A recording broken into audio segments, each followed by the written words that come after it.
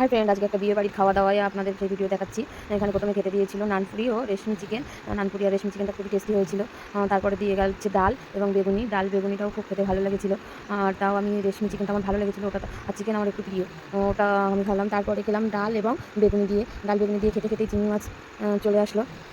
চিংড়ি মাছটা আমার খুব প্রিয়। আমাকে 3টে চিংড়ি মাছ দিয়েছিল। আর চিংড়ি মাছ খেতে আমার খুব ভালো লাগলো, ওটা ছিল চিংড়ি মাছের মালাইকারি। আমি অনেকগুলোই চিংড়ি মাছ খেয়েছি। তারপর এসে গেল মাছ, দই কাতলা। আর মাছ আমার খুব একটা খেতে ভালো লাগে না, তাই মাছটা নিয়ে এদিক ওদিক করছিলাম। এর মধ্যে দিয়ে গেল ফ্রাইড রাইস। তারপর মাছটা ওইভাবেই খাচ্ছিলাম আস্তে আস্তে। তারপরে মাটন আর স্যালাড দিয়ে গেল, মাটনটা দিয়েও খেলাম। পরেও আমি আরও 2 পিস মাটন নিয়েছিলাম। পরে প্লেটটা পরিষ্কার করে নিলাম এবং দিয়ে গেল আমের চাটনি আর পাঁপড়।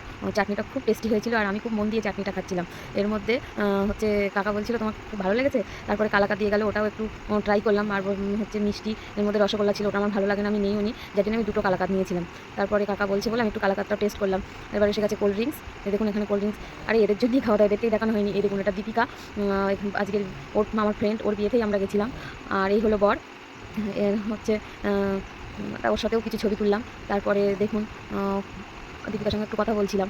তারপরে আমরা আরও কিছু ছবি তুলে নিলাম। আর আমাদের এই ছবিগুলো যে তুলে দিয়েছিল সে হলো সৌভিক কাকু। এই হলো সৌভিক কাকু। Good night, tata.